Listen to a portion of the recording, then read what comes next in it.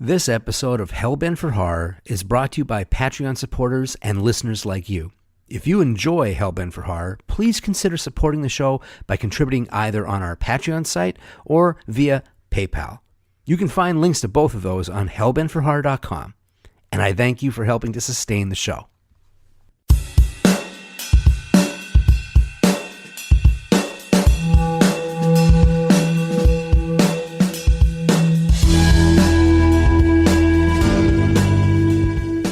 Hi, and welcome to Hellbent for Horror, a podcast devoted to all things related to horror. I'm S.A. Bradley, and I'm a lifelong movie lover, but my heart belongs to horror. My biggest thrill, however, is getting to talk to people about this stuff. I really want to start conversations with you. As I've mentioned before on this show, we live in an amazing time to be a movie lover. It's a time where so many different eras and styles of horror are available to anyone who's curious, with major studios releasing Blu-rays of their old film libraries, hundreds of cable channels, streaming video channels, and even YouTube itself. You can find just about anything now, and movies that used to exist only in the memories of guys like me that saw them back in the day, they can now be found and they can be rewatched. And that is both good news and bad news, because nostalgia is a perfect preservative for movies. Without it, those movies can age right before your eyes. But with some movies, they capture something of the time period that they were made, and that makes them completely unique. And today, I want to talk about the wild world of made-for-TV horror movies of the 1970s and the early 1980s. And like the horror hosts of the 1960s and the 70s and punk rock, this crazy art form had a short time of brilliance before it started getting commodified and bloated. And to join me in this conversation today is film journalist Scott Drebit. Scott is a writer for Daily Dead. His columns include Drive-In Dust-Offs, a weekly look at mostly unseen horror films from the 50s and all the way up to the 80s, and also It Came from the Tube, a bi-weekly look at horror on television, so he's like the perfect guy to have on this. You can follow him on Twitter at Phantasm2. Scott, thanks so much for being on the show. S.A., thank you very much for having me. I love the podcast, and I'm thrilled to be here.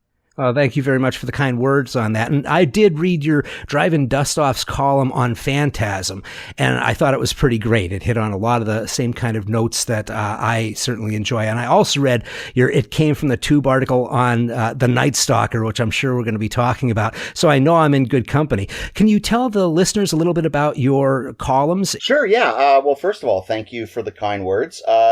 So Drive-In Dust-Offs I started about 2 years ago.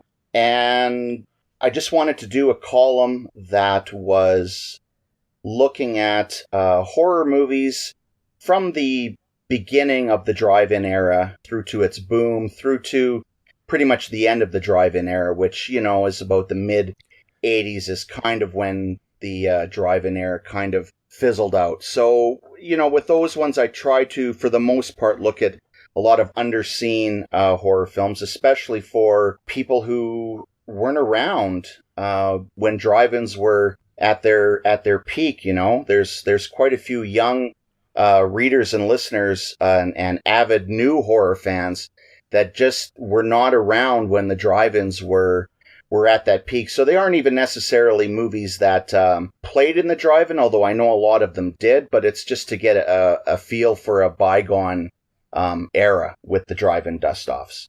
And then with It Came from the Tube, which I started last year, I wanted to take a look at TV horror, which isn't quite as conforming and constrictive as the Drive-In Dust-Offs, because I can, through this column, I can reach back all the way to, you know, the 60s with the Twilight Zone, and I can reach all the way forward from then to, you know, current day shows such as Supernatural, which I haven't tackled either one of those yet, but the spectrum is quite a lot broader when it comes to what I'm allowing myself to do with the It Came from the Tube column. Well, that's great. And I did grow up, obviously, a little bit of an age on me. I did grow up during the drive-in time and the TV movie time. And what's also interesting is that the two intersected at certain points. I know that the Dusk to Dawn shows, they used to show ABC TV movies as like the fourth or the fifth show in the middle of the old Dusk to Dawn drive-in shows. And of course, if you watch AMC or you watch Fox or even the History Channel now, you can get this warning that the following show has violence or nudity, and all of a sudden they're showing you violence and nudity on TV. We're going to be talking about a whole different world than that I grew up in, and it sounds like you also were involved with as well. The movies we're going to discuss, they had to be creative in a time when standards and practices on television was much stricter. Companies were much more careful about what their wholesome image looked like on what they advertised on TV, and that advertising dollar held a lot of sway at that time. When were you around at the boom of, say, the TV movies, say in the mid 60s, late 70s, up until the 80s, or did you come in towards the tail end? Well, I was born in 1970, so I would say probably I started getting into horror movies quite young when I was about 6 years old. So it was right around, that's in the theater. So at home, too, I started to gravitate and notice things that were on TV that had to do with horror. And oftentimes, convenience states that that's where you're going to end up seeing a lot of your viewing content. And it's surprising doing this column now. I've noticed how much there actually was. I've seen certain films, certain ones that stand out and that we're going to talk about today, but as I start digging further and further, there's so many horror-based and horror-themed TV movies that came out, in the 70s. So probably right around the time when I was, 5, 6 years old. Just real quick, one of the very first, when we were discussing doing the show, this one just popped in my head. There was a TV movie from 1975 called The Dead Don't Die with George Hamilton, directed by Curtis Harrington, I believe. But there's the bad guy in the movie is played by the great Reggie Nalder, of course, Barlow from Salem's Lot. And there's an image from the film that I remember seeing when I was 5 years old as it appeared in the previews on TV, and that was him in a church, and he's in a coffin, and Reggie Nalder raises up from the coffin and turns.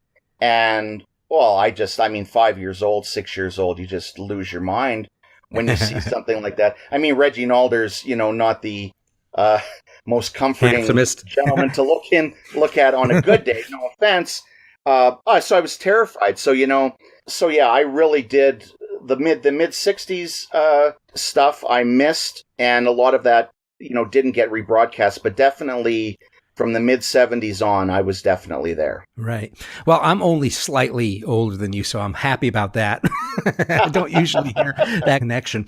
But it's funny that you mention how there was a lot of horror, and there certainly was. It's kind of like television at that point was the cleaned up version of the exploitation cinema racket. You had a lot of movies about drug addiction or Diary of a Mad Alcoholic Housewife, or you had a lot of crazy spy stories, or you had weird chase movies or murder mysteries.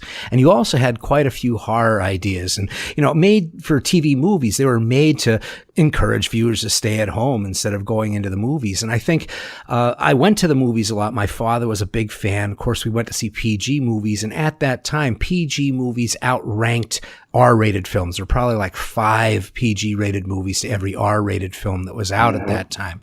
And so we would go and see those movies, and even though they were a little bit rough at PG, sometimes a little bit heavy, you kind of expected that when you went to the movies. But there was something about the context of having that kind of thing just a little bit showing up on TV, which had been pretty sanitized for a long period of time.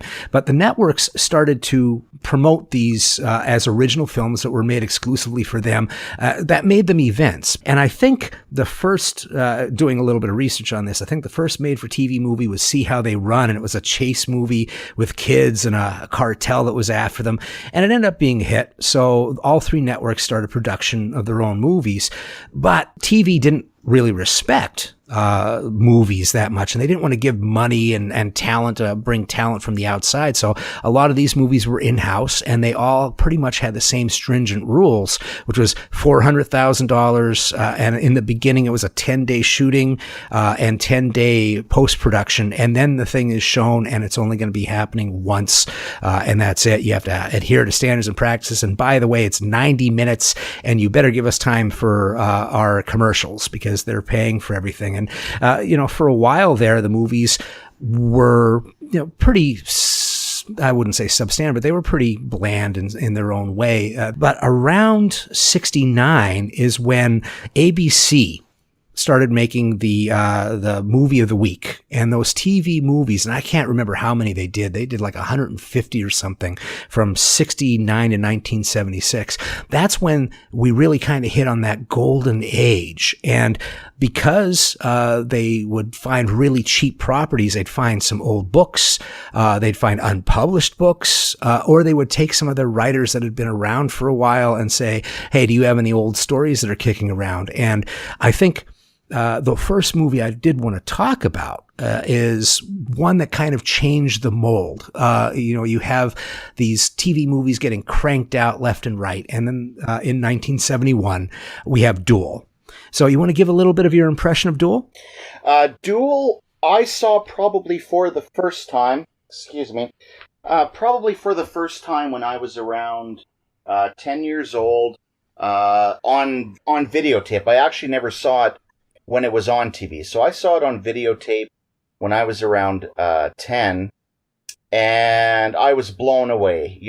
I was blown away because it was so fast paced, and it was so simple in its premise and insidious in its execution. How Spielberg just slowly tightens, the knot in your stomach as the film progresses, and it's something that you, if you describe Duel to someone who hasn't seen it, you say a truck chases a car. Okay, that might be good for a 5-minute car chase in a movie, but he's actually able to sustain that because one of the great reasons is he gives that truck character. He makes that truck the character, and he never showed the driver on purpose because he wanted the truck to be the villain, and it just gave it this kind of elemental power, this truck against man, man versus machine, that still to this day it completely holds up.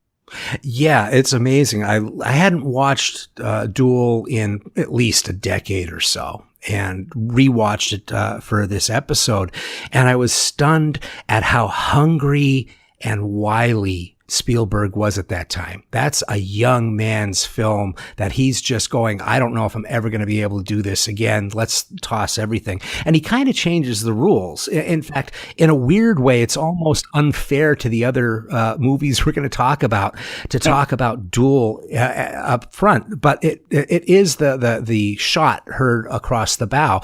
And one of the reasons it's unfair is a lot of us, like yourself, you mentioned you saw it on video. Well, it was only 74 minutes when it was on TV, so allowed for those commercial breaks, and it was only a 90-minute show at that time. So there were 16 additional minutes that were put into it to be on videotape and to have a very short run theatrically. So some of the things that are really big in that movie, like the railroad crossing, where he's trying to push Mr. Man into the train, or the school bus, that entire incident with the school bus, and The telephone booth, yeah. So these are scenes that are rather gripping and rather big. They weren't there in the first showing of this on TV. And I try to look at it and see what kind of paranoia you must have felt without having those major moments in there. And of course, you mentioned it's man versus truck. You have a guy played by Dennis Weaver, who was really a mainstay on television at this time. He was McLeod, and he was known as a very good guy and kind of this laconic cowboy. But in this, he's very, very stressed. He's your everyman, and his name is David Mann. And I think early on, when he gets into a little altercation with this truck, he pulls off to the side of the road and he's washing his face I think he got into a slight accident. He ran into a fence to get out of the way of the truck, and he's washing his face and he's going, you go along thinking some things will never change, right? And then one stupid thing happens and all the ropes holding you up get cut loose. And that whole idea of powerlessness is really huge in that movie. There's a lot of interpretations. People will talk about man versus machine. But of course, he's driving in a machine. It messes up on him because he doesn't want to get a new radiator hose. But there is this whole thing of where he has very little authority. You see this idea of how the world is changing around man. He is guarded about a bunch of things. He's a little not paranoid, pessimistic. You know, the guy, the gas station attendant says, hey, you need a new radiator hose. And he's like, where did I hear that before? And of course, to his own detriment, he doesn't trust anybody in that way. But there's this whole thing of the kids. The kids are sitting on his car. The kids are mocking him when he can't push the school bus that's on the side of the road with his little car. He's in a car that's not necessarily a Valiant, is not necessarily a muscle car. He's really that middle of the road guy that feels like everything is just kind of piling on him. And to have this truck coming at him as this pushing event, bring all this to a head, it was really, really interesting to me. And it's just, another reason that I think that Duel is so important is it kind of changes the rules. The guy who was in charge of the making of the TV movies is Barry Diller, starting very early in his career.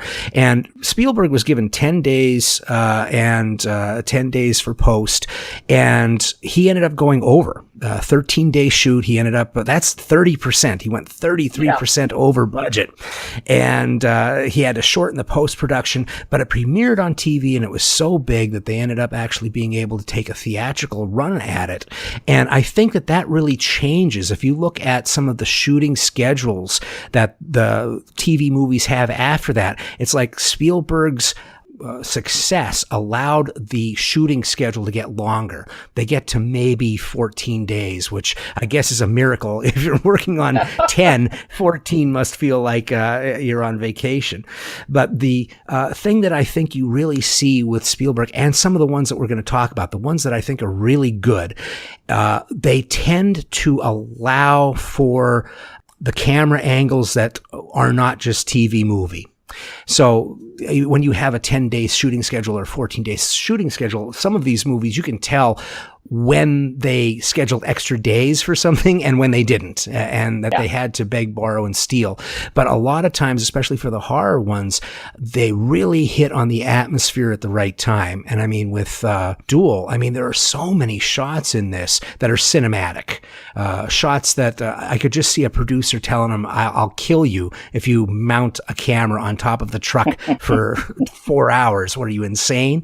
And he did it. And he gets these amazing shots that allow us to forget that we're watching TV for a little bit. So it really is an amazing first volley for TV movies, and takes us into some of the other films. Is there any one that you wanted to discuss right now? Well, since we were talking about Duel, we could move into, I guess, there's the other ones that were done by the same writer, the legendary Richard Matheson. Mm-hmm. In fact, there's two names that we're going to continue to hit on over and over again during this time, and it's Dan Curtis and Richard Matheson. These two guys, not single-handedly, jointly created some of the more iconic looks and some of the more interesting anti-heroes that there were. And, as Duel has its moment that feels kind of counterculture, the upset guy, who, has the entire world against him.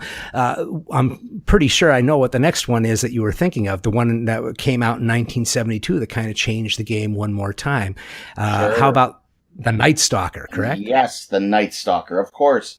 I rewatched this, I guess, about a month ago because I was doing a tube on it. And I was absolutely blown away at how fresh it still plays. It's really amazing. It's a combination of a very canny, funny, economical script by Matheson, as well as really taut direction by John Llewellyn Moxey. Thank you. That one gets stuck on my tongue every time. It's a combination of those great things, but it's also, it's the first show or movie that I can remember, TV or otherwise, that mixed the genres. Here you have this investigative reporter, right, who, is investigating the supernatural. And I'm sure that sounds very familiar to people who grew up in the 90s and the 2000s. It sure sounds like the X-Files, and you're damn right it sounds like the X-Files. It's the original X-Files. And then at the absolute center of that, and what makes the whole thing go, is Darren McGavin's portrayal of that reporter, Carl Kolchak, it's an indelible performance, never mind, to denigrate it to small screen, big screen. It's just an amazing character that no one else could ever play. It's a role he was born to play, and it's so well written. Yeah. I mean, as a young man seeing this on TV when it actually broadcast, first off, it scared me. The visuals themselves, once again, seeing it in the movie theaters, one thing, seeing it in your house was another. And that first attack on the prostitute was really, really scary because they don't have any music, no incidental music until the fight starts. So she's walking down this dark alley, and it really, really frightened me.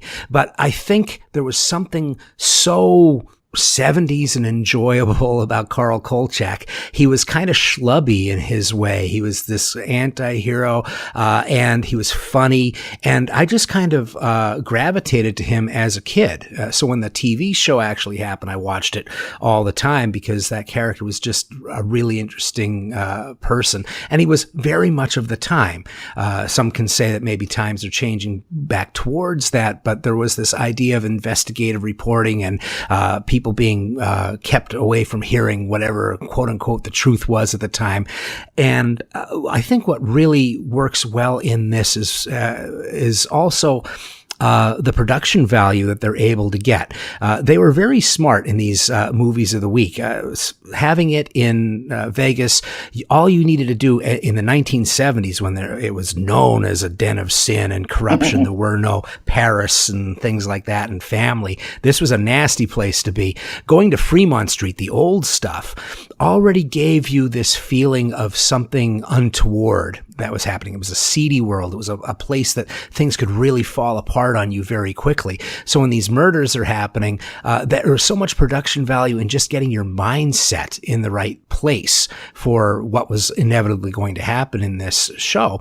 And for those that haven't seen it, if you haven't seen The Night Stalker, basically we have a series of murders that are happening in Las Vegas. It seems to be women of the night, and these bodies are found with a lack of blood. And as the show continues, our cynical reporter starts to truly believe that this might be the work of someone who is a vampire. And there are several altercations with the police, and there are altercations with what may or may not be the creature. That all ends in about a 20 minutes out of a 74-minute piece is devoted to the final act inside of a house, just like a good old-fashioned haunted house thing. And I will say that that's probably where it holds up the most for me. I will say that in some ways I was laughing out loud because I could see where they were making this big jump with Kolchak. He's just like one of my favorite lines is when he's in this news conference with the mayor and the sheriff and all these bigwigs, and he starts screaming about you should treat this guy like a vampire, and every one of your officers should have a stake and a hammer. And the mayor goes, "Oh, he is not being considered a vampire. He's just being considered an ordinary maniac," whatever an ordinary maniac is. The humor really holds up. There's some humor that is very specific for a time period, but this Matheson's teleplay is so sharp and so light and so witty that you have no choice but to just roll along with it and enjoy it. And it's something. Duel was essentially a one-man show, but as we're going and moving up the ladder here, a lot of these telefilms on horror were populated with great character actors. Yes. Some from films, a lot came from TV, and some toggled back and forth. But this one has so many great actors in it, and sometimes it's just a joy to watch these actors that you haven't seen in so long play along with this stuff with an absolutely straight face. It's wonderful. Oh, yeah. Yeah, Darren McGavin with Claude Akins. Some of those back and forths are just a ton of fun. And you mentioned as well that it starts out as one thing and ends up being another. And that was one of the great surprises of The Night Stalker, was it starts out as a police procedural. And it seems as if it's going to be pretty obvious where it's going. And about at the 20-minute mark, you start to realize this is going to be way different than anything that you'd ever seen at that time. And I think it was rewarded with that. I believe it had over 50% of the people who had a TV and that had it on for The Night Stalker that night. Oh, it was the highest rated TV movie of all time up until a certain point. Yeah, it was it was over 50%. Yeah. And as you mentioned, the X-Files comes from that. There's a lot of little things that we'll find in the movies that we're going to be talking about that kind of bled themselves into the larger pop culture. They ended up being on TV shows as well. They created characters that were somewhat like that person, or sometimes they even found themselves on the big screen being redone in some ways. And one of the movies that I wanted to talk about now is also 1972. It was on CBS. The first two that we talked about were ABC. This was CBS. And it was one that I grew up with multiple times being shown on the $1 Million Movie at my local affiliate cable network station when I was growing up. And it was called Gargoyles. And it was directed by Bill Norton, who did multiple TV movies. He also went on to do Buffy the Vampire Slayer, some TV episodes of that. And this is one that has someone who was in movies more than he was on TV, Cornell Wilde, and Jennifer Salt, who was also someone who was in movies just a little bit at that point. Bernie Casey, it was really his first role as the head gargoyle. And I think Scott Glenn's first role as well, playing one of the dirt bikers. But this movie really, the reason that I bring this one up is not that it's a fantastic one. It's very much a B movie. But what I really like about it is that there was a time in these movies where they went to the full monster mode, and other times they went on the more psychological level. But when they went to the full monster mode, they actually ratcheted up the tension pretty well. And for this one of the key reasons is the sound design that's in it and the makeup effects that were done by Stan Winston. This was his first movie. And so the gargoyles look pretty decent for what they are for something that cost $400,000 and needed to be done in like 12 days.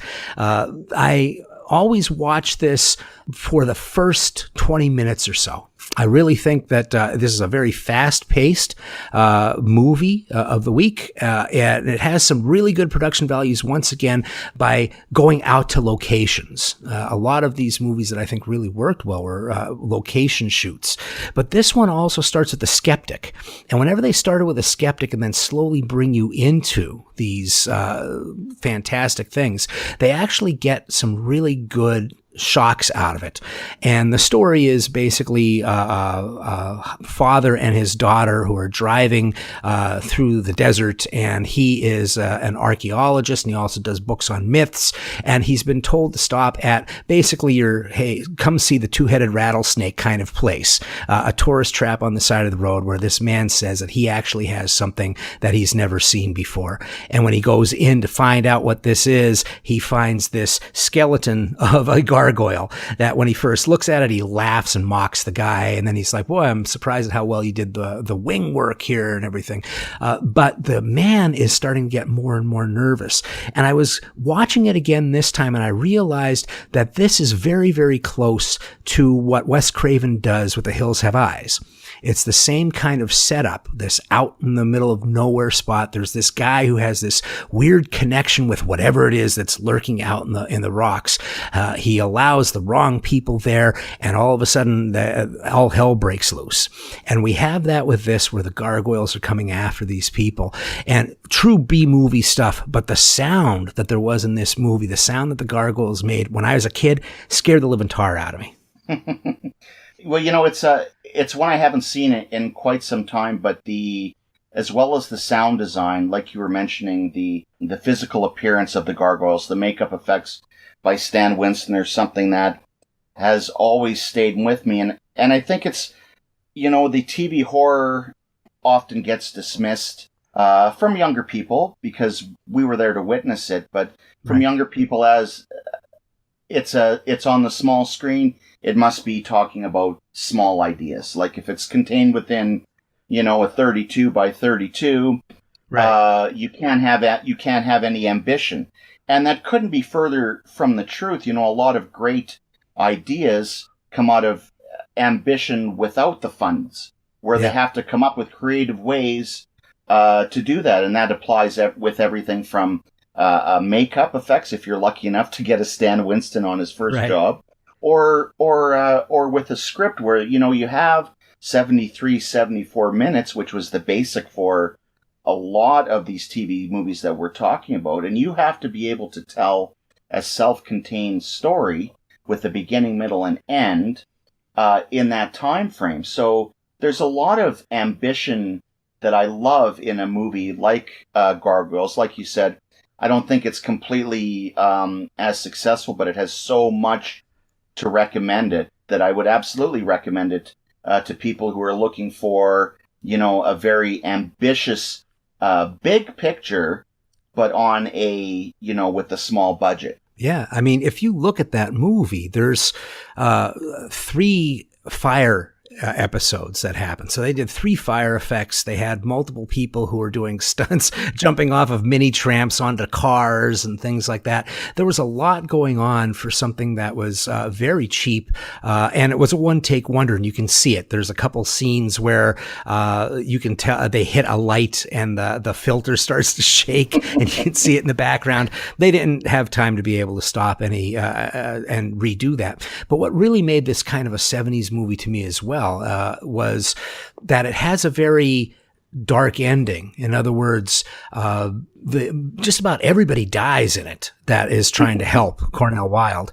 But in the end, he also doesn't kill off the gargoyle. The gargoyle gets away with his mate.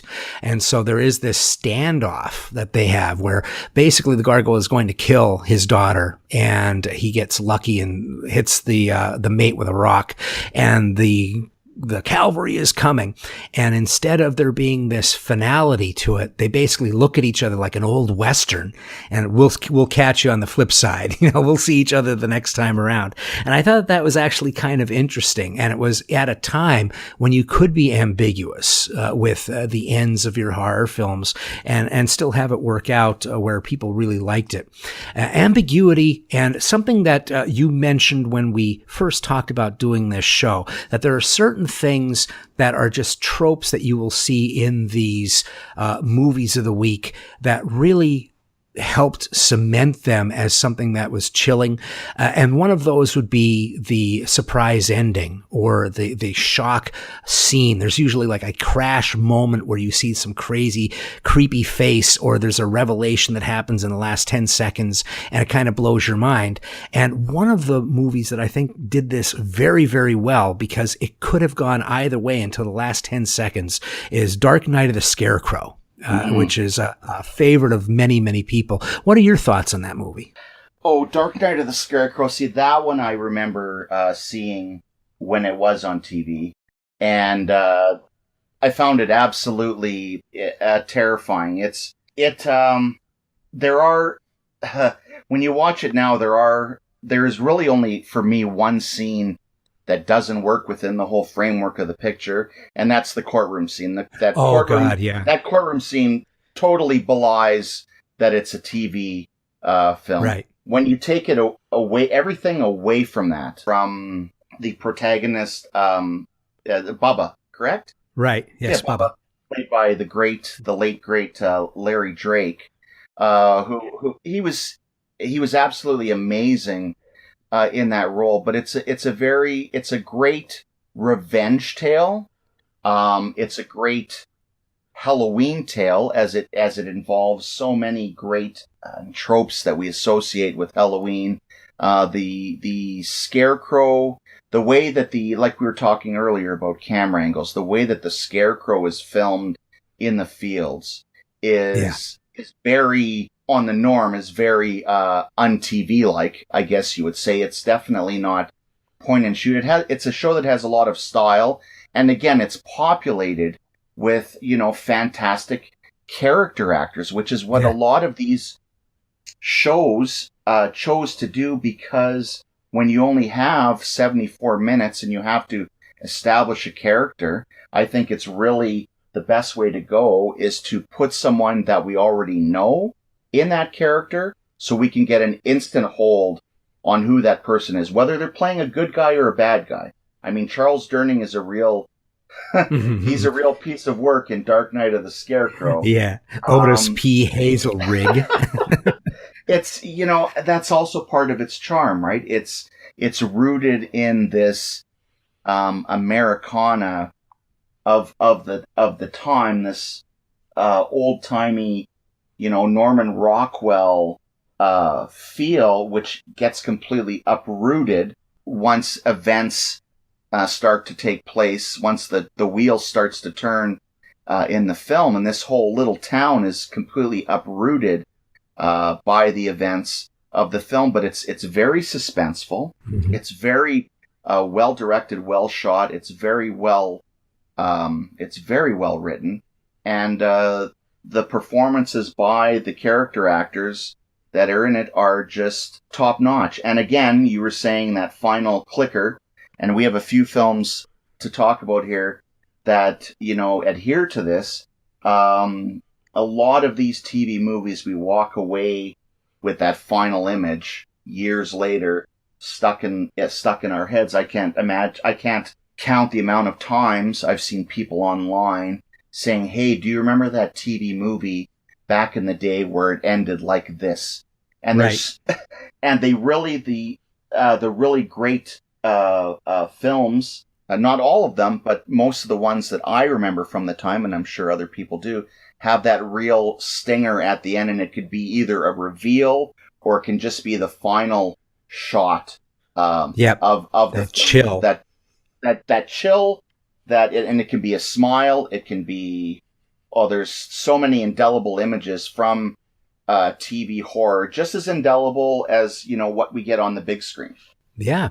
And this is a pretty well acted piece. As you mentioned, they have character actors who play well to the types that they're working on. For those that haven't seen this before, it's basically a small southern town, and there is the town simpleton. Basically, we have a mentally challenged, hulkish kind of guy played by Larry Drake, named Bubba, who is not necessarily liked by a few of the townsfolk. And there is a moment where he's he's wrongfully accused of hurting a child, and mob justice takes over, and he is executed. And then the rest of the movie is this odd vengeance that is happening. And it's really good because the way that Frank DiFelitta, and he's like the author of Audrey Rose. I don't know if he even directed anything before this. Did a fantastic job if this was his first time.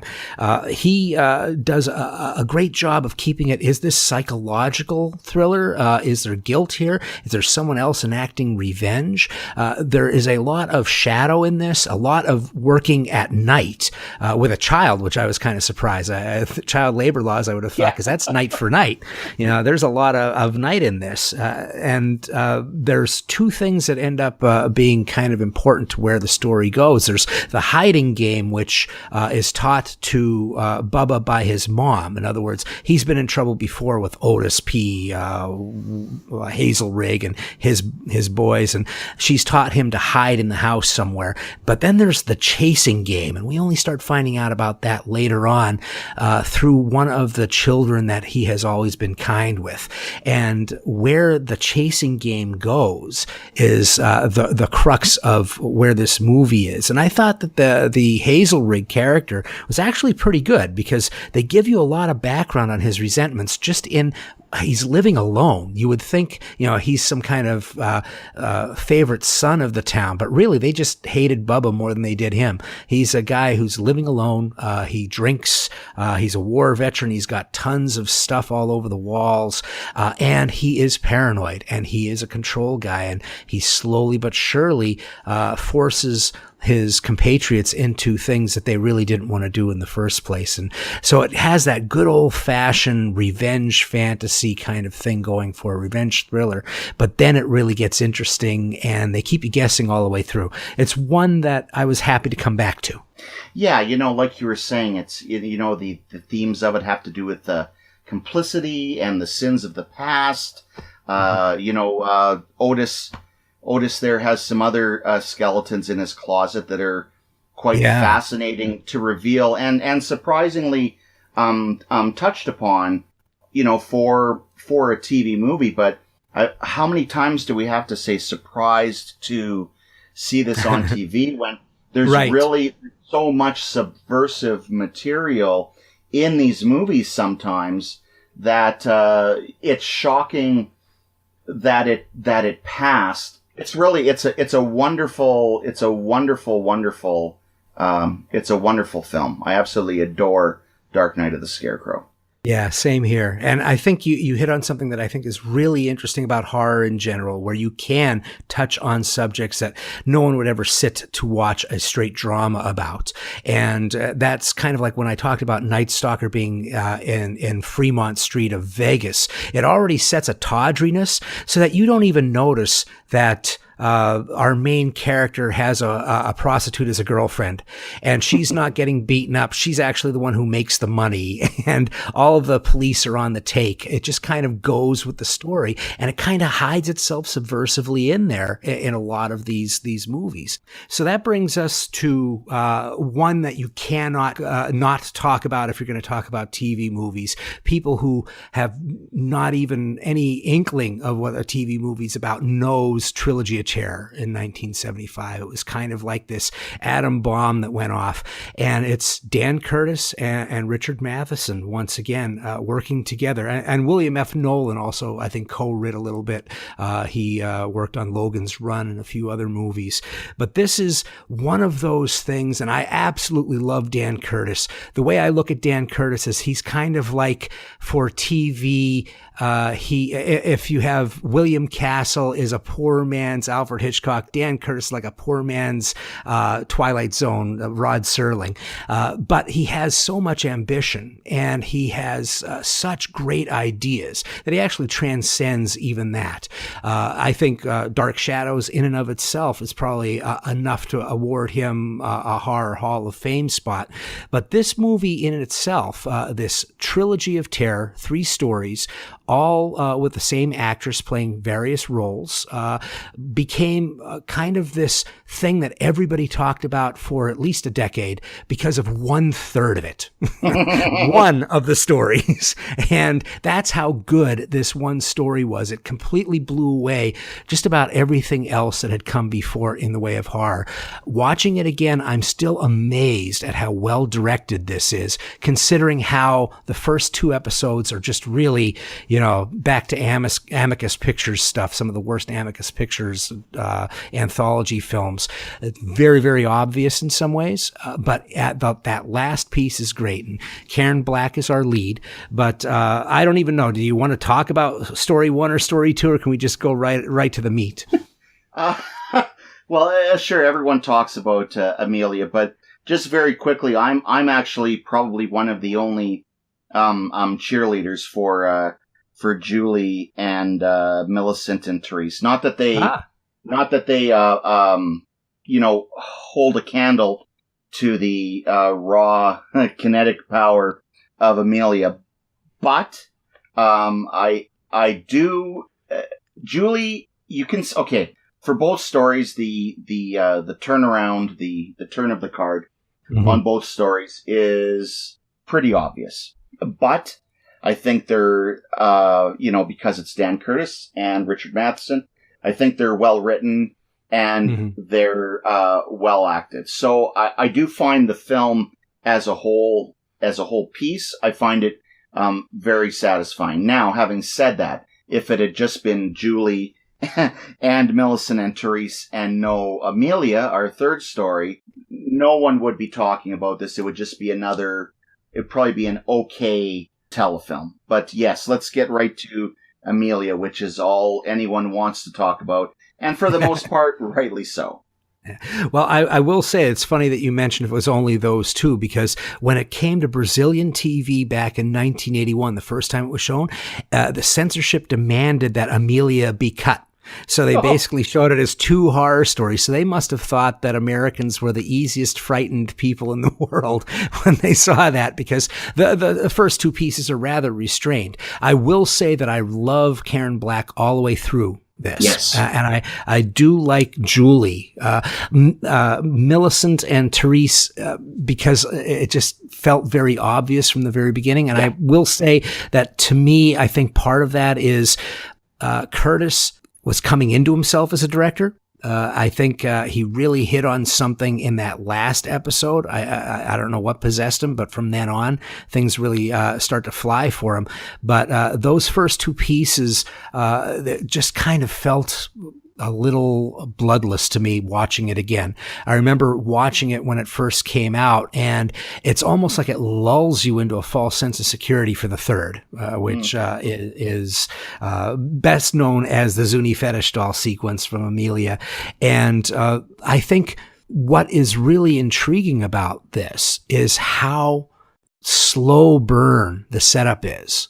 You get the idea in the first 10 seconds of it when she's talking to her mom on the phone, and you hear this demanding mother telling her what to do with her life, but she has this doll. And what a great birthday present for her boyfriend. She must think a lot of him. He must be like me, giving a Zuni fetish doll as a present. But we get all of the good old-fashioned ghost story ideas. Do not do this. Do not do that. If this happens, you're going to be in big trouble. And that is all happening within the first quarter of what goes on for the rest of the running time. And there's so much slow burn in this. And the first person camera view is great. And the doll looks fantastic. I mean, they must have laughed a lot making it, because it must have been something to try and, get that doll to move in the way that it did. But that actually still shocked me. I actually jumped. And I've seen it I don't know how many times, but I had forgotten one of the big key jumps in that. And I think so much of that is Karen Black. Well, she's absolutely terrific. And I think my soft spot for the movie as a whole is completely tied into her, because in all 3 shorts, she gives absolutely terrific, unique performances for each one. And then when you get to that third, it's so great because that setup that you were talking about. So you have Matheson and Curtis, and as she's talking on the phone with her mom, and we get the lay of the land. We get Mm-hmm. the play set that we're going to be playing in for the back half of this tale. And then when the Zuni hits the fan, as it were, we get all these low angles. If we were seeing everything from Karen Black standing up, looking down, there would be almost nothing terrifying of it if that's all we saw. They brilliantly use, and how many times after that was that used, that low angle, right? This was, and that's what really gets people. It discombobulates you from, you don't know where it's coming from because you're looking at someone's ankles and a coffee table, and you lose that sense of that spatial identity that throws you off, and that back half of Amelia just does not let up. It's absolutely so tightly edited, and it's absolutely a phenomenal piece of filmmaking, period. Yeah, big screen or small screen. And there's that whole sequence with the couch. There's nothing there but her in a bathrobe and the couch and her putting her hand underneath it. Not once, not twice, but 3 times. And it's just, it's so well done with nothing. And as you mentioned before, the small budgets that are here, the timing that you need to have in between commercial breaks, knowing the beats that are going to be necessary. To think that they got that done so well. And the final sequence, that final shot, really scared me as a kid. I was afraid to go into the bathroom a couple times because I was afraid I'd see this person in the bathrobe looking as she does at the end of the movie. Truly impressive film. And another one that I think is so impressive, it has a great reputation. It's a little slow in some spots, but it was good enough to get a remake with the blessings of Guillermo del Toro. But just for the amount of moxie that it took to make this fairy tale horror story, Don't Be Afraid of the Dark, 1973 ABC. It's a truly amazing piece of film. It's also the shortest schedule of shooting, which blows my mind even more. They did the entire thing from soup to nuts, including editing, in 20 days because there was going to be a writer's strike. So they cut, I don't know how much time out of whatever the production schedule must have been, with models, with makeup, with the Foley eye effects that are in that movie. It's a pretty impressive piece of work. And that's one, along with Trilogy of Terror, that's one of those ones on the message boards. Hey, do you remember the movie with the little trolls in the vents? And they're calling out, Sally, Sally. Mm-hmm. What was that one called? It's so embedded in a whole generation of people, whether they completely remember the film or not. But there's these indelible images that burn in the brain that, only announces it as great horror, as all great horror does. And that one certainly has some images for the ages. And again, as you touched on earlier, the pessimism that was so prevalent in not only the TV horror, for the most part that we're talking about, not all of them. Some of them have happy endings, but a lot of them have that. And it was in the big screen horror as well. And it seemed to carry over into the small screen. It was Don't Be Afraid of the Dark, Trilogy of Terror, a couple more that we're going to touch on. They have these absolute downer endings that they really add a little bit of extra oomph, especially to the TV of the day, because, sandwiched in between, an episode of Charlie's Angels and, 8 is Enough, you find the Waltons. And the Waltons, or Little House on the Prairie. You find these programs where, a woman's being carted away by little trolls that, it's insane. It's absolutely insane.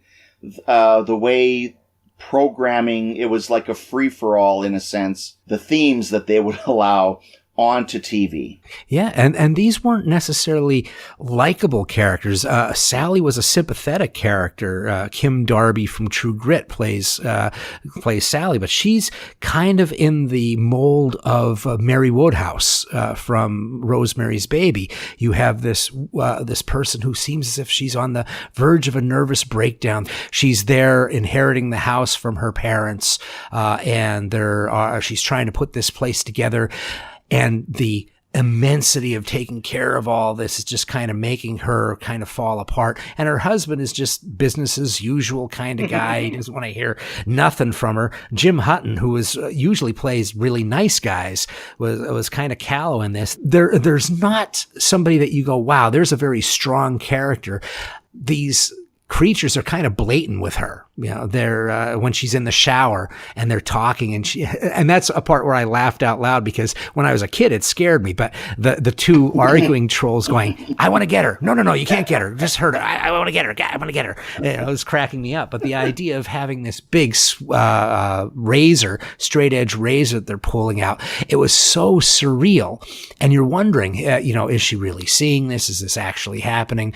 And then towards the end, when you talk about that idea of a downer ending, what really makes this one rough is that you're pretty sure there's a solution. It seems like there's a solution. It seems like, the tarantulas are going to get sent away. The giant ants are going to get sent away, and it doesn't happen. And that, I think, is why this is remembered so much. That ending just kind of chills you right to the bone. Touching on what I was just saying before, too, so much of Primetime viewing back in the day of the early 70s, mid-70s, it became a little more titillation, a little more, jiggle-friendly.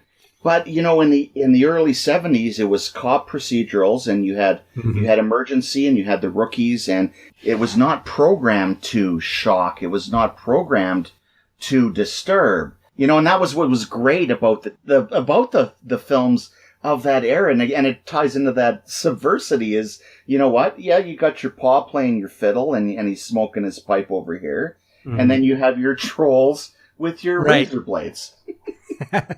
Exactly.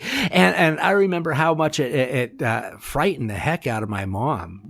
Don't Be Afraid of the Dark just creeped her out like you wouldn't believe. And I love that so many of these movies are monster movies, are scary movies. And the next one really freaked me out when I first saw it. And what I'll say about it before we go into it is many of the movies that we're talking about deliver the goods of the scary monster. But there were an awful lot of them that weren't that good, that I call it the Scooby-Doo school of screenwriting. They start with the ghost and the monster, and then it has to be some guy wearing a mask, or he's a killer, and he gets foiled. This one goes into that territory, but actually kind of goes into like Otto Preminger kind of territory of that. And that's When Michael Calls, 1972, ABC. The premise, the first 25 minutes of this movie had me absolutely riveted when I was a kid and when I watched it again, because the concept is so chilling. I think you just watched it, right? So you want to go into it a little bit? I did, and it was the first time viewing for me, and as a matter of fact, I hadn't even heard of it when you had mentioned it. So I, dialed up the old internet, and I watched When Michael Calls. Again, lo and behold, you look behind the scenes, and what do I see? Written by James Bridges. I know. Right? Who would go on to make Urban Cowboy and The Paper Chase. Yeah. China Syndrome. Or the China Syndrome. So I'm like, okay. And then I see, Ben Gazzara. Great. Elizabeth Ashley. Yes, please. Michael Douglas. Mm-hmm. And this was just before Streets of San Francisco. Yep. I think that fall he started up on Streets of San Francisco, and it only takes about 5 minutes, and again it's so well written because you have 73 minutes. Well, let's get at it. It sets up its premise very succinctly. You have a divorced mom who has her daughter. And the ex-husband is played by Ben Gazzara. And her nephew, Craig, is played by Michael Douglas. And he's a a psychologist at the Boys Institute just down the road. Why just down the road? Because you have only 73 minutes. Right. Next thing you know, she starts getting phone calls from a boy who she believes to be her other nephew, Craig's brother, Michael. And the unfortunate problem is that he's been dead for 15 years. Allegedly. And this is all within the first 5-10 minutes. It completely locks you into its premise. And other than a few moments here and there, it totally carries you along to what I think is, for the most part, a logical as logical as it can be. Right. For premise. It ends as logically as it can. But yeah, I thought it was just a terrific little thriller. Yeah, it completely blew me away, and it blew me away to think that this is 3 years before the first, outside of Dial M for Murder, the first time that the phone is used as a real hard device for a murderer's voice. In 1975, you get Black Christmas, and ironically enough, the wife of the beekeeper was Mrs. Mack in Black Christmas. So you get this little thing where typecasting, I guess. But you have this really chilling idea of, yes, the person's been dead for 15 years, but it's not an adult's voice. It's a child's voice. And he's calling her by the pet name that only family would know he ever used. So it's Auntie My Helen, I think is what he called her. Yeah. And so the most horrifying moment, the thing that chilled me, was when he's on the phone and he comes to the realization he's at his house, he can't find his family, and he goes, "I'm dead, aren't I?" And he starts screaming in horror that he's dead. And I was like, this can't get any better. I said, I've got to watch this thing all the way through. And there's a little Halloween, the jack-o'-lanterns and everything. It just hits on this mood. It's in New England. And I really, really appreciated this when I saw it. And I'll say that the end, to me, does kind of fall into that those meddling kids Scooby-Doo kind of thing. Although it really, watching it again yesterday, I thought of Bunny Lake is Missing. Have you ever seen that movie? I have not, no. Oh, man, if you get a chance, see Bunny Lake is Missing. It's one of the most perverted movies of like 1963 or 64. Otto Preminger, all about a girl missing, obviously by name, but the way that they do that, after you watch that, you'll probably realize why I thought of that after Michael Douglas's amazing performance in that. And there's a lot of fun in this. It's kind of like an early slasher film. Death by bees.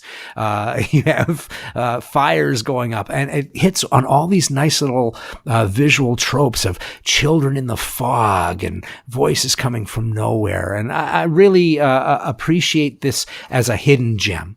Yeah, it's a simple, essentially a revenge tale, mixed with, it has a touch of a Hitchcock element, like you said, Dial M for Murder, or kind of a classical feel, like a touch of Gaslight or something like that, But it's so tightly written by Bridges, and again, populated with a really solid cast. And I think Douglas, it's actually one of my favorite Douglas performances, because he does a few things in this later on in the film that I'm not used to seeing from him on screen so much. So I thought it was a really interesting performance. And yeah, again, as you said, there's a touch of a Scooby-Doo ending to it, and everything's tied up nicely in a bow unless you stop to think about the film. There's a lot of unanswered questions, but Bridges takes it to the finish line, and it's a really interesting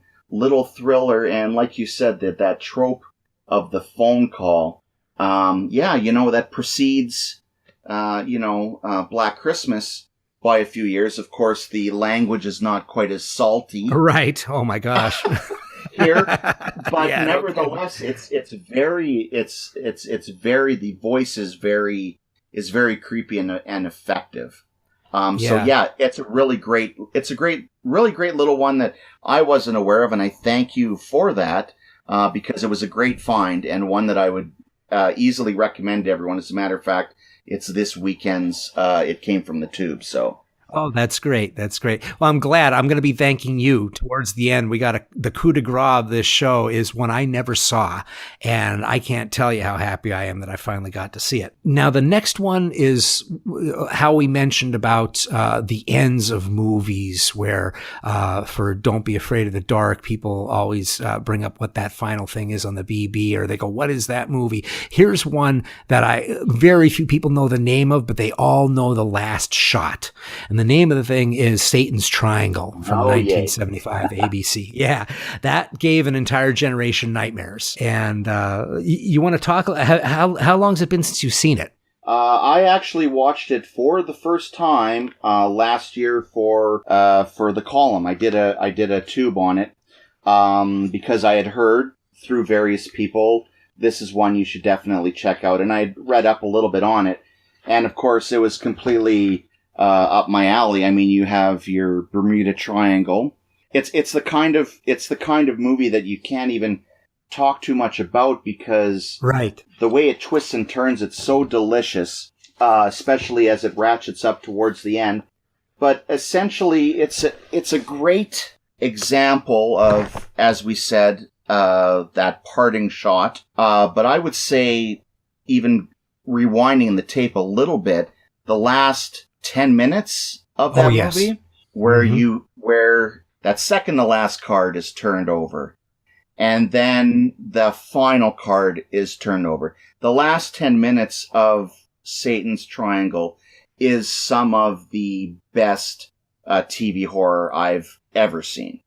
Yeah, the last 10 minutes may be the best, purest example of the switches in perspective that really propel these movies. Genuinely creepy. Production values are fantastic. The acting works so well. Things that were mysteries all the way through are cut with just a sound of laughter. All of a sudden, everything changes. And there's a great mystery. For those that haven't seen it, the Coast Guard goes out to a distress signal out in the Bermuda Triangle. They find this ship, and there are 3 people dead and 1 survivor who is a woman. Technical difficulties with the helicopter make the helicopter leave. So one of the guys, played by Doug McClure, is left with Kim Novak, the survivor, on the ship. She believes something supernatural has happened. He is there to try and debunk it, but he sees visual images which are so provocative.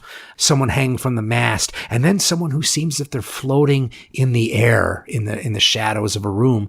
All of these things are just keeping you off balance, and then it turns into what it turns into. So this one's great because it can be, you can say it's kind of Scooby-Doo-ish in one way, and then it turns again, and then it turns again.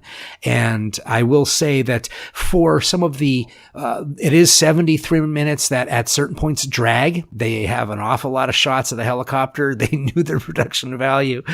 But when they get that 10 minutes, that final 10 minutes is as lean and as mean as anything that I can think of, especially for a TV movie. So it's one of my favorites. If anybody hasn't seen it, give it a shot if you can find it, and remember me fondly in those last 10 minutes. No, you're right. It's one that requires a bit of patience. It's a great setup, and then there is the occasional lull, but like you said, there are some great visual flourishes in it that really stand out for the era, TV or not. It's really well shot. I've always been, I was tickled pink when I found out that Doug McClure was in this because in the videotape age, Doug McClure, he was my man. Land the Time Forgot. Right? Humanoids from the Deep. Yeah. So to see him on there, and then the absolutely lovely Kim Novak in a role that's a little different than what you normally see her in. She's terrific as well. The whole cast is really good. It's a simple, and again, we come back to this, it's a simple premise, well told. Yes. Because it's such a challenge to tell a story, a succinct story, a full story in this allotment of time. And trust us when we say hang around for that final 10 minutes, because it's a doozy. It's a doozy. Yeah. My wife had the unpleasantries of rewatching it with me a while ago, about 6 months or a year ago. I just happened to find it. And this was the one that terrified her as a kid. And she grew up Catholic, so she went to bed with a crucifix. I mean, the whole thing just completely freaked her out at the very end of that. And so we've talked about that succinctness, that muscle tightness that all of these movies had because of the situation that they were in. $400,000 to $450,000, that's all you're getting. You're getting 74 minutes to maybe 88 minutes, depending upon whether they go to the 2-hour format, which comes a little bit later into the beginning of the 80s, at the end of the 70s. But then we have something else that's happening in the 70s where they start making money on this, and they realize that a wider, broader scope can actually be done. And I think you had mentioned when we were talking on email about The Dark Secret of Harvest Home, which was a surprise hit for NBC. And I don't remember it that well. I remember Bette Davis. I remember there being this really horrible tracheotomy that happens. But it actually opened up a lot of avenues. And I almost kind of feel that it was the shot that was the demise of these TV movies, because it's about to get bloated. But before the bloat really hits, we have one that I think a lot of people my age think of fondly, which is Salem's Lot, the CBS miniseries from 1979, directed by Tobe Hooper. He gets Poltergeist because of this. And did you get to see it on TV? You know what? This one I was fortunate enough to witness on TV. Funny enough, when this was on, when it was originally broadcast, I was staying at a friend's house. I was 9 years old. My parents were out of town, so I was staying for a few days at a friend's house. And this family was very religious. The parents were very religious. Lovely people. Very much God-fearing folk. So we were watching TV, and then I swear to God, the Little House on the Prairie is playing, because that was her favorite show. And then I'm pretty sure I begged her. I said, can we please watch Salem's Lot? She said, okay. So it's TV. How bad could it be, right? Right. Well, you want to talk about, never mind psychic energy emanating from a house.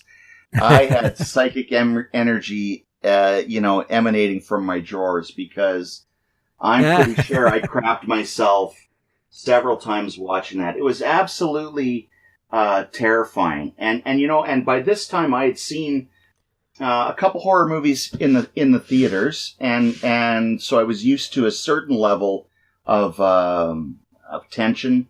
I guess I saw Halloween in the theater when I was 8, and this was a revelation for TV horror.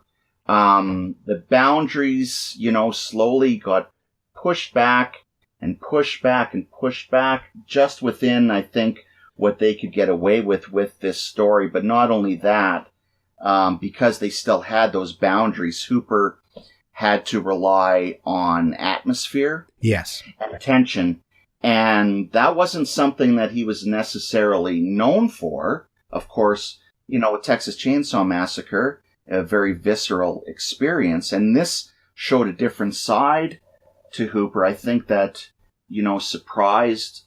pleasantly surprised a lot of people. And I think it was a really brave choice to bring him in to do it, because it's a very muscularly directed film. I think it's one of the very best projects that he's ever done. There's absolutely terrifying, iconic moments in this movie. I can remember sitting in the chair in this little TV room at my friend's house, and my friend's mom, she's knitting, and we're watching the show, and the Glick boy comes in front of the window. Mm-hmm. Right. And that's almost, that's 38 years ago.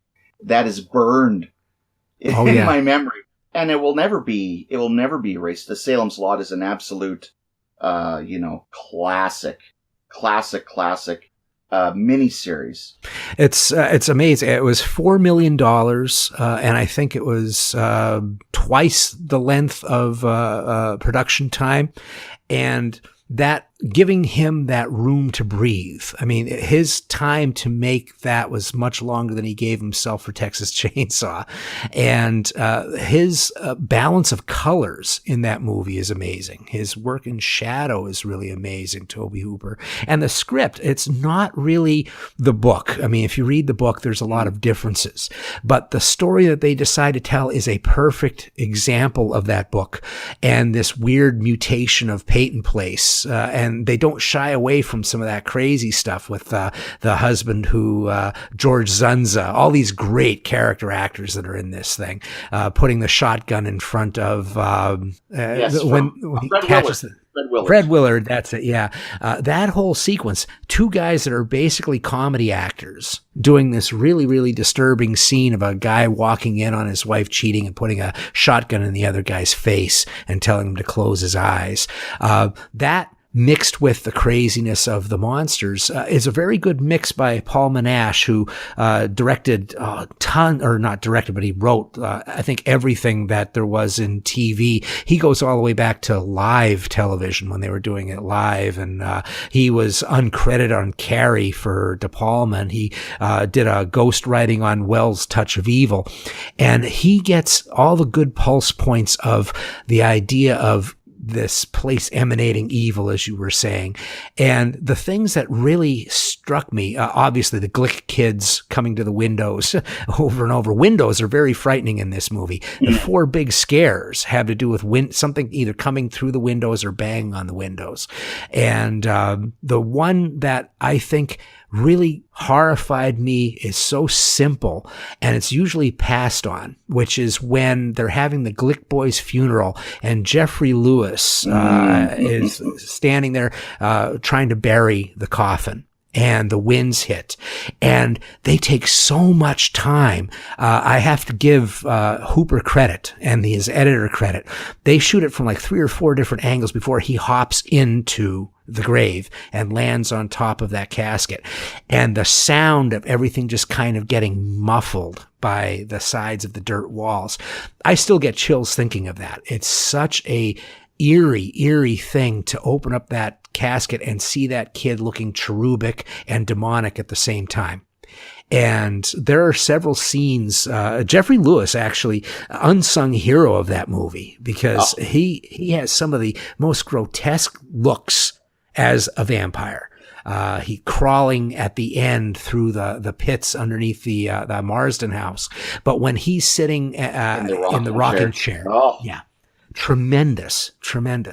And it's all done, relatively tasteful. If you watch the movie, there's not that much blood, but there is a definite feeling of death on every one of those frames. And once again, ends with that downer ending. You have all of this stuff happening.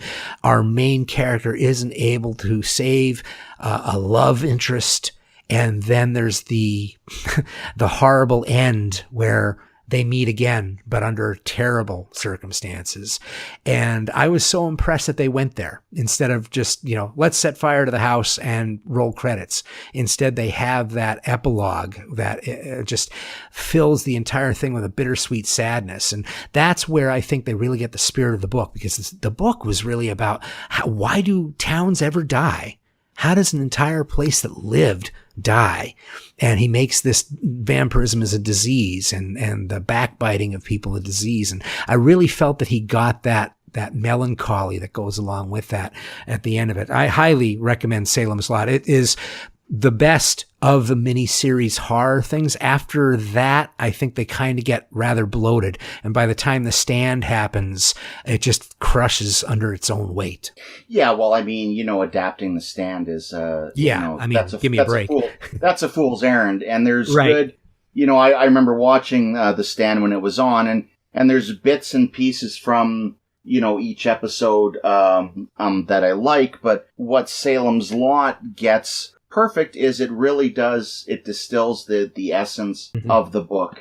And yeah, it hits some different beats, but there's also, it certainly pays a pretty good, tribute, to the book in that it does hit a lot of the big scares, I guess you would say, and maybe stays away a little bit from the more, social, undertones, that we were talking about. But I mean, hey, it's 100, and I have to say this to people, don't watch the truncated version that was released, theatrically, because it's not nearly as good as the 180, the 3 hour, 180 minute. It's a show that needs time to breathe. And trust me, if you've never seen it, you will not be bored. It's absolutely one of the finest, vampire movies ever made. The cast is terrific. James Mason. Shout out to James Mason. Good heavens. James Mason. I absolutely adore him, and he never did a lot of horror, of course, and that's why he stands out in that cast, as it's an unusual casting. But I think I read the book after I saw the show, and all I could see in my head was James Mason, because he's so iconic. So iconic in that role. But it's a movie. It's a show that's filled with these incredible images, and the sound design is amazing, and a lot of images in horror that we still talk about to this day, emanate from this 38-year-old TV miniseries, and all credit to them. There's just so much good to talk about with Salem's Lot, but I want to thank you for the next one. I had never seen Don't Go to Sleep, 1982 ABC, until I was preparing for this show. The tagline, Mary thinks there is something alive under her bed. Mary is right. I cannot believe that this was actually a TV movie. Where it decides to go, the darkness of it, the acting is top notch. Robin Ignacio, is that her name? The one who plays Mary, the daughter? Yeah. Oh my God. She, in a cast that has Ruth Gordon and Dennis Weaver in it, she tops them with her acting chops. At the end of that movie, the last 20 minutes of it, she gives an incredible performance that you would never expect from the very beginning of it. And the story, for those that haven't seen it, like I hadn't seen it, is we are watching a family move into a new residency after a family tragedy. Within that year, the youngest daughter, I think, died. Yes. There's a brother and a sister that survive, and the parents survive, but they are left with this pain. And there is a mother-in-law, the mother of Valerie Perrine, played by Ruth Gordon, comes to the house. And what's amazing is watching this movie and wondering what in the hell is wrong with everybody, why they're such assholes when you're watching the first 5-10 minutes of it. And then how you feel about them in the last 5 minutes is just an amazing change. And that's all acting, and it's sleight of hand. The script never allows you to know exactly what's going on. You think you know. If you've watched a bunch of movies, you're pretty sure you know what's going on. And then I was shocked, pleasantly shocked, that it was not what I expected. But I've never seen a TV movie that was a horror story that dealt so much with grief and dealt so much with the weird emotions that people go through during that kind of thing. And then bring in this odd ghost story, which can remind one of the others and remind you of a couple other things as well. I was terribly impressed by how slippery this movie was. And it was directed by Ned Wynn, who was like not directed, but he was written by Ned Wynn, the son of Keenan Wynn. He wrote Jerry Lewis movies, mostly comedies. And then Don't Go to Sleep was his one horror story. And I think he hit it out of the park. Yeah, it's and this was one that I hadn't heard of either. And I read about it online, and I watched it, and I was absolutely blown away. It's absolutely fascinating that instead of what we have here with this family is like the inverse of the family from Poltergeist. Yeah. Right? This is a film that doesn't deal with a tight-knit family that has to deal with an outside force. This is a family that's already broken and has to deal with, you might say, some issues from within that manifest themselves. So the psychology of it throws you off right from the start, because you always expect the normal trope is the healthy family, gets broken by outside forces.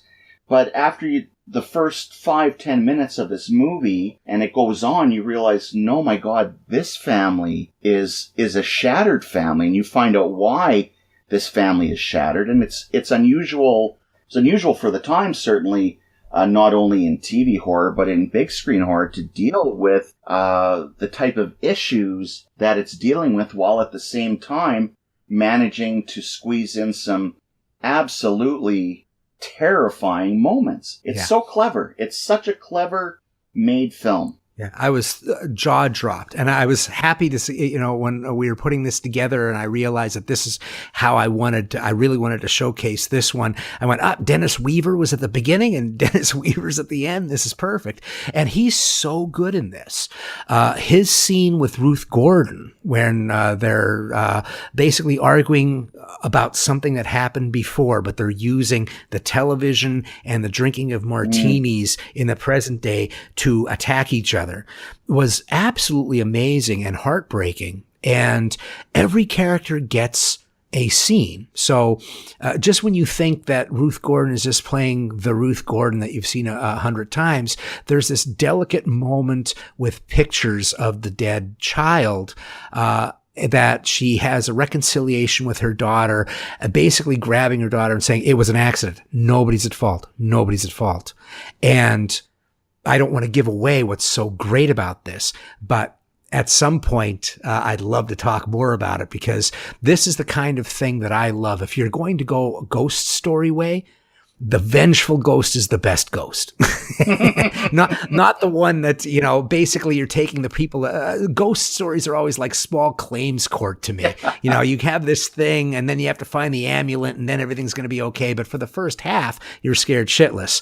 The second half is all, how do we get point A to point B and let this guy rest in peace? I loved where this went, because it was something a little bit darker. And really dark, if you think about it, at the end of it, when there is that wonderful final shot that we talk about. That final shot puts it all into place. It can be any type of story that you want. It can be a creepy story about a dying family relationship, a dynamic that's going out of control because of grief. It can be a psychological thriller of insanity. It can be a ghost story. It can be all of those. And that final shot really is the cherry on top. And I can't believe that this one doesn't get talked about more. So I can't sing the praise of Don't Go to Sleep enough. I absolutely agree. I was, like you said, I was gobsmacked when I watched it, because, there's certain conventions.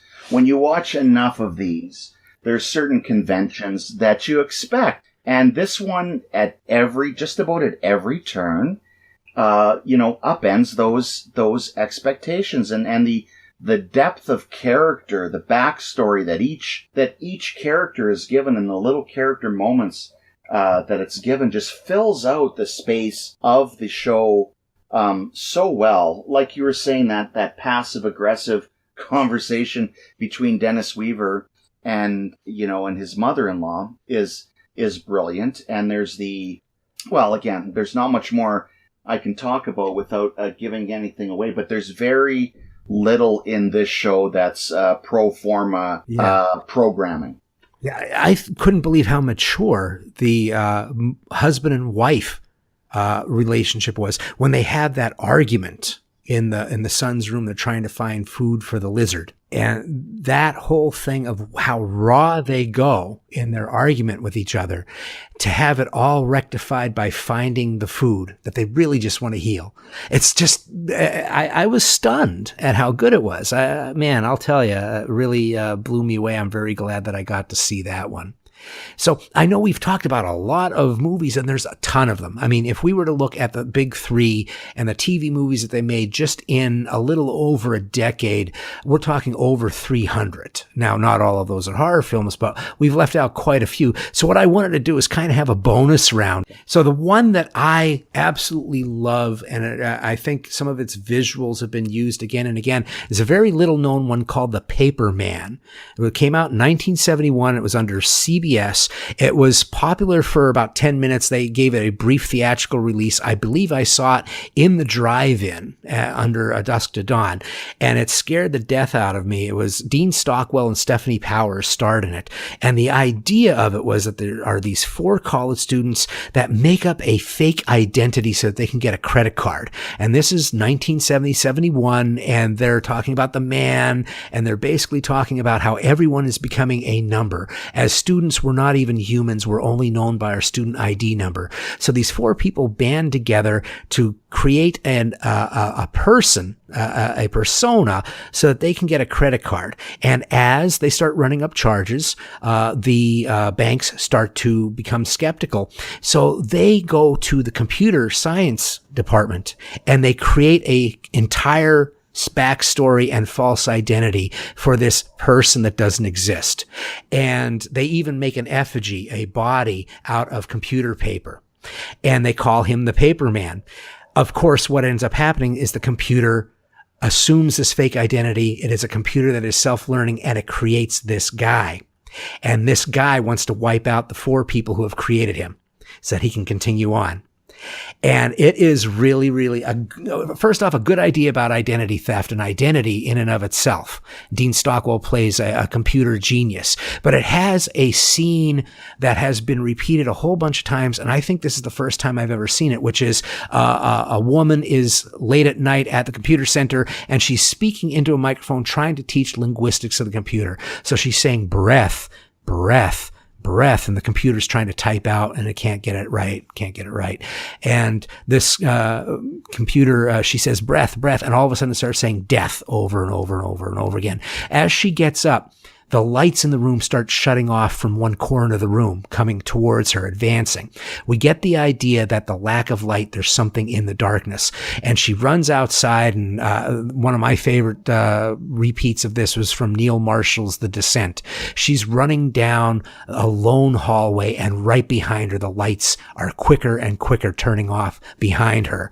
We get the idea that there's a monster in there. Something's going to kill her. And it's one of the creepiest visuals that you can get. She jumps into an elevator. The lights go off in the elevator. She hits the button and she's trying to get up to the 3rd floor, and it ends at floor 2.5. It gets caught in between 2 floors. She tries to crawl out. She hops up to where the floor is. The door closes and all we see is the arrow. You know, it's the old fashioned elevator with the arrow. We see it wiggle right around the 2.5, and then all of a sudden it goes all the way down to 1 very quickly. And we get a shot of her upper torso. Obviously we see nothing, but it's all implied. Her upper torso sliding back into the elevator and the door slams shut.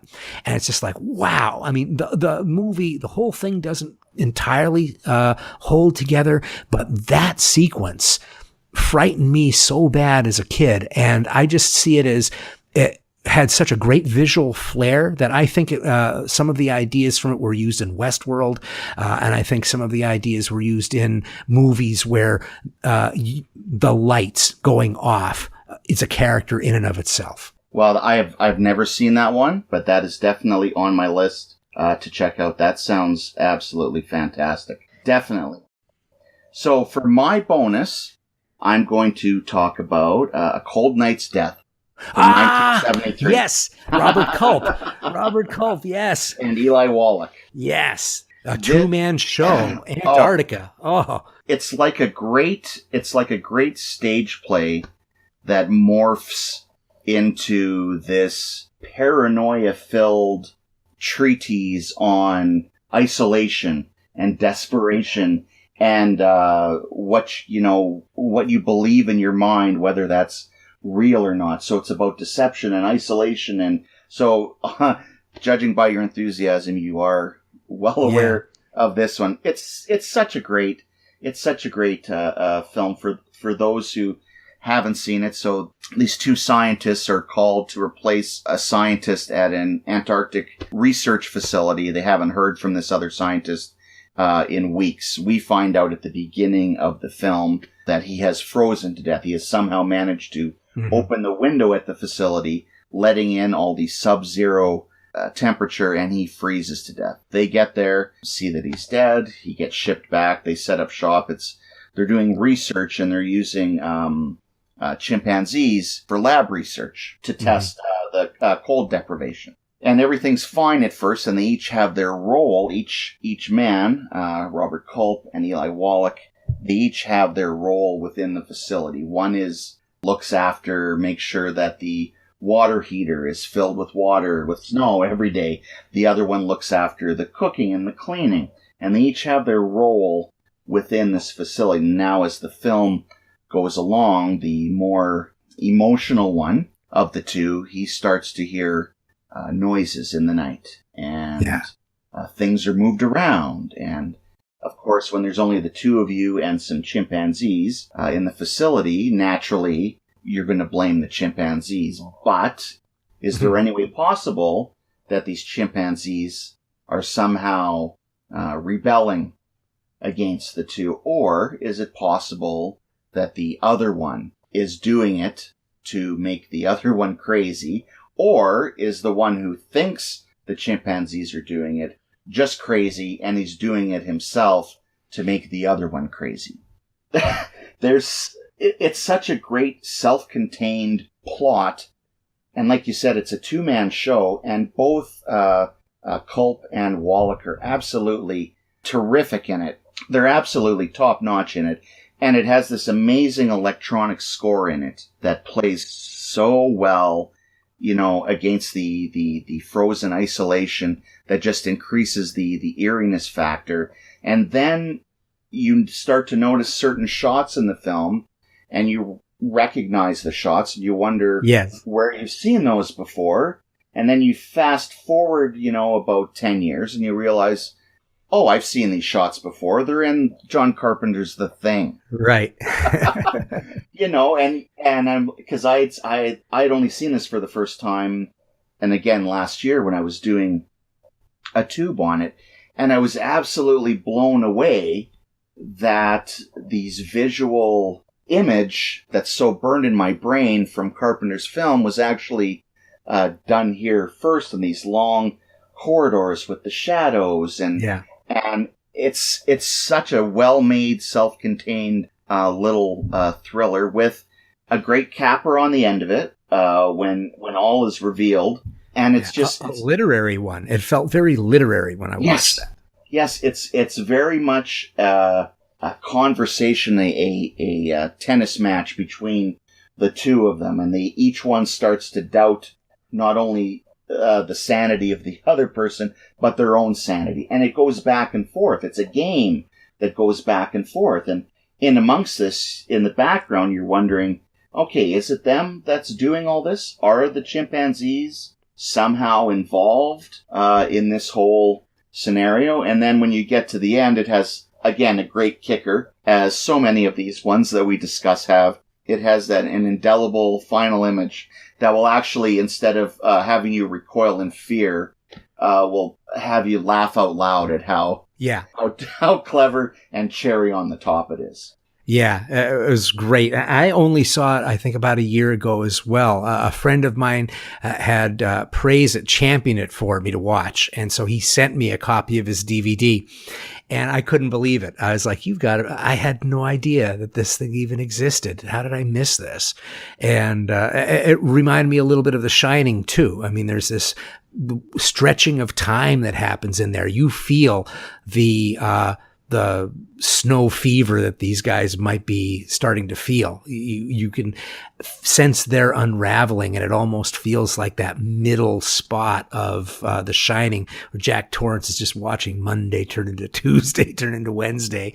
And so I was really impressed with it. I'm glad that you brought that one up. It was one that I actually thought about for a few seconds, and then I was like, well, you know, that's a hard sell, because if he doesn't know it, how am I going to explain that? And especially if he turns it on and he sees that really bad snow effect that they do in there, it'll be like, oh man, the outdoor shots aren't that great. But I think, we've talked about a lot of really interesting movies, and these movies could only really exist because of the limitations and the opportunities that were happening at a certain time period in film.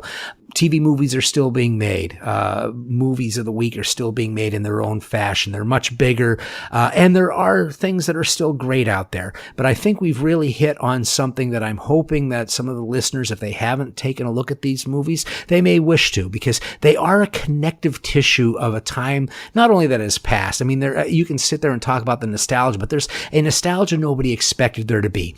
We talked about the nostalgia of a way people thought at that time, a mannerism of the anti-hero. All of these things kind of hit at that certain point, and they've made something absolutely unique. You couldn't really recreate that without it being kitschy. There's something about the self-contained weirdness of them and the muscularity of storytelling, where you needed to be able to tell a story that diverse and that tricky in a very short period of time. So I want to thank Scott Drebit one more time for coming on here. And Scott, tell our listeners where they can follow you or hear you. Do you have a podcast, anything like that? I don't have a podcast at this moment, but you can always find me littering the Twitterverse at Phantasm2. And as well as I have my columns and other writings over at dailydead.com, and I would love to hear from anyone who wants to talk about this stuff. That's how our community grows, and we get to share these wonderful programs with people. Yeah, and thank you so much for having me. Thank you, Scott, for being here. And it's great to hear your enjoyment of what I think this is all about, which is kind of expanding the conversation with others. And that's where I get most of my joy on this. And for those that are listening, please do take a look at Scott's work. Take another listen to some of our podcast, but do take a look at some of these movies. They're just sitting out there waiting for you. Until next time, stay hellbent. And thanks for listening to the show. Hellbent for Horror was written and broadcast by me, S.A. Bradley, and produced by me and Lee Sikorsky. You can find more on our website, hellbentforhorror.com, and I'm also on Facebook at facebook.com/hellbentforhorror, and my Twitter handle is hellbenthorror. You can find Hellbent for Horror on iTunes, Google Play, and Stitcher, and other podcast platforms. And H4H has its own app. You can download it from the Google or Amazon store for Android, and as of the week of March 20th, it will be available on the iTunes store.